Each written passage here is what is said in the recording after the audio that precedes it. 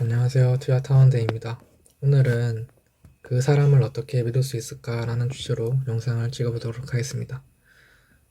우리는 투자를 할 때 여러 가지를 믿으면서 투자를 하겠죠. 여러 가지 근거나 혹은 특정 인물에 대해서도 그 사람이면 어떻게 해줄 거다. 뭐 예를 들면 테슬라에 투자할 때 일론 머스크란 인물에 대해서 알고 있으니까 일론 머스크라면 잘 해줄 거다. 뭐 그런 어떻게 보면 막연한, 어떻게 보면 그 사람의 행적을 보면서 투자를 할 수도 있겠습니다. 오늘은 그런 의미에서 그 사람을 어떻게 믿을 수 있겠느냐 라는 것에 대해서 얘기를 나눠보려고 합니다. 마찬가지로 이거를 모빅으로 연결시키면 모빅의 창시자인 지금 모빅 프로젝트를 주도하고 있는 오태민 작가가 되겠죠.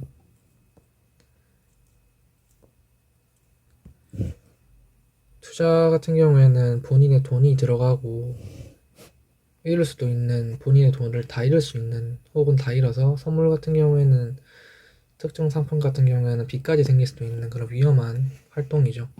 그래서 상당히 신중을 기해야 되는데,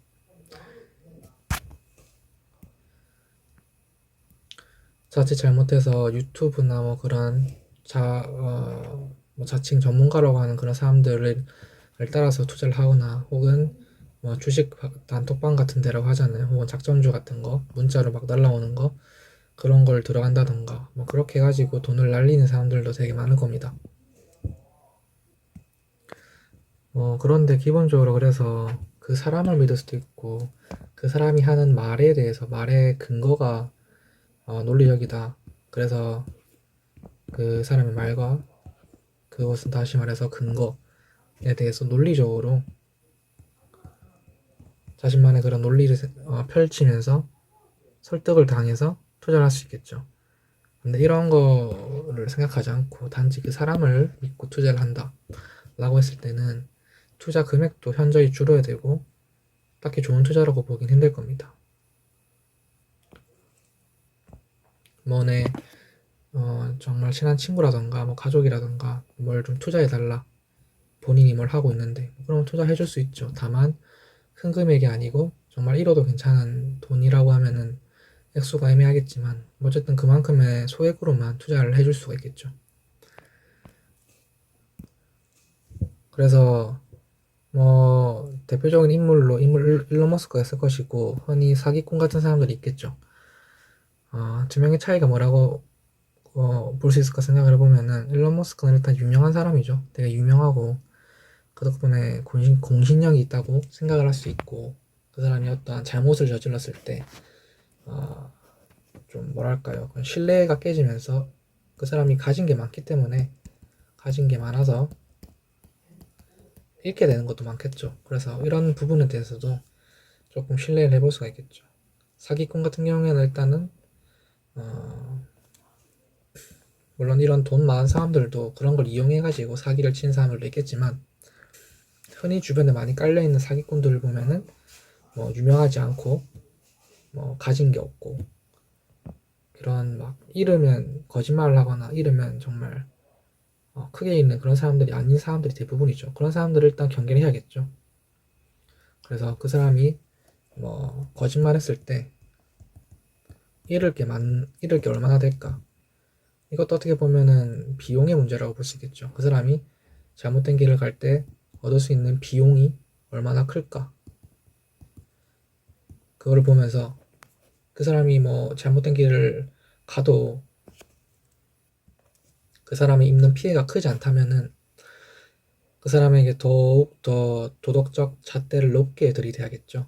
그렇지 않고, 만약에 그 사람이 거짓말을 했을 때, 어, 그 사람이 거짓말했을 때 잃는 게 상당히 많다면은 그 사람이 뭐 그것 때문에서라도 더 잘못된 길로 가지 않겠죠. 그렇기 때문에 그런 부분들에 대해서도 생각을 해볼 필요가 있겠고, 그래서 내가 사기꾼이라면 어떻게 할지 뭐 그런 거 그렇게 생각을 해보는 것도 괜찮고, 그래서 항상 사람을 믿을 때는 이런 일론 머스크라고 해도, 실제로 심지어는 일론 머스크 같은 사람이라고 해도 그 사람을 믿고 투자를 하거나 할 때는 정말 많은 검증을 거쳐야 됩니다. 물론 일론 머스크 하는 행동이 이상하니까 사기꾼이다 라고 단정을 짓고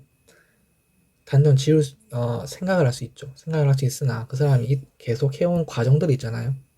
테슬라부터 뭐 스페이스X 뭐 뉴럴링크 이런 거 계속 해오면서 실제로 성과를 보여주면서 지금에 와서는 일론 머스크가 사기꾼이라고 하는 사람들은 뭐 좀 말을 좀 함부로 하거나 뭐 그런 사람이라고 볼 수 있겠으나 정말 그냥 사기꾼이다라고 보는 사람들은 아주 없을 겁니다. 거의 없을 겁니다. 그렇게 이제 사고를 바꿔야겠죠. 마치 비트코인이 뭐 과거에는 뭐 아무것도 아닌 거라고 생각을 하다가 지금에 와서는 그래도 비트코인은 뭔가 있구나, 빅띵이구나 라고 생각을 이제 전환하는 그런 유연함이 필요하다고 생각을 합니다. 다만 그렇게 생각을 바꿀 때는 검증을 거쳐야 된다는 거, 그리고 모든 사람이 다 믿는다고 해서 그게 사실은 아니라는 거, 그것도 한번 생각을 해봐야겠죠. 그렇게 생각을 해보면 비트모빅은 오태민 작가가 있죠. 오태민 작가를 믿을 수 있을까요? 생각을 해보면은 본인이 먼저 본인의 그런 본인의 권한을 그런 던져보려고 하는 걸 많이 볼 수가 있죠. 예를 들면 공공재 같은 걸 오태민 작가가 지금 다 가지고 있다고 볼 수 있지만은 그런 공공재조차도 다 소각을 하고 기업들에 나눠주고 지금 JTBC, 한양대 이렇게 나눠준 상태죠.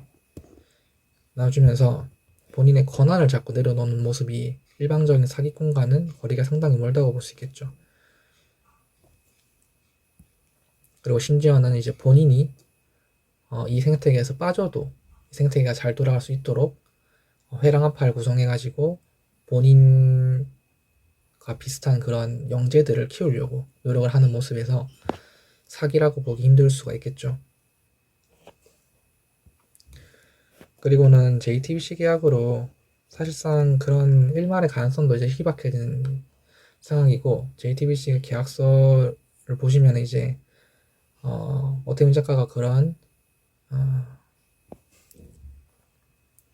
나쁜 길을 갈 때 오태민 작가에게 법적인 책임을 묻겠다라는 게 명시되어 있기 때문에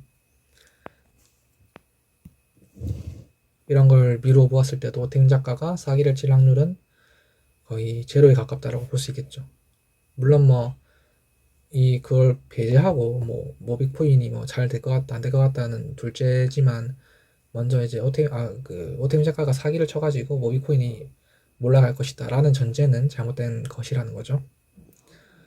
그리고 그럼에도 만약에 오태민 작가가 막 물량을 던진다고 해도 그런 나쁜 짓을 한다고 해도 모빅이 가는 길은 멈추지 않을 것이고 잠깐 휘청하겠죠. 잠깐 휘청이라고 보기 힘들고 조금 꽤나 가격이 많이 하락을 할 것입니다. 다만 그래도 그렇게 한다고 해도 그 물량이 어느 누군가처럼 110만 개가 아니라 110만 개 이상이 아니라 정말 많이 지금 공개 주소가 다 공공재 공개 주소가 다 공개되어 있기 때문에 이것저것 숨겨놨다고 해도 물량이 제 생각에도 10만 개를 넘지 못할 것 같습니다. 10만 개 같은 경우에는 지금 개인 중에 10만 개를 뽑은 사람이 있는지 모르겠는데 한 명 있을까 말까 한 수준이긴 하거든요. 지금 그렇기 때문에 그렇다고 못 모을 수준이 아니란 거죠. 사토시 110만 개 개인이 모을 수 있을까요? 못 모으겠죠. 그래서 10만 개 물량이 떨어진다고 하더라도 그렇게 생태계 자체가 와르르 무너지진 않을 것이다. 그리고 그가 나간다고 하더라도 지금 생태계에 지금 크고 있는 그리고 지금 자리 잡고 있는 사람들이 많기 때문에 그런 분들이 오태민 작가의 역할을 대신해가지고 또 가겠죠. 그리고 지금 JTBC를 한양대에 된 상태도 그냥 그대로 가면서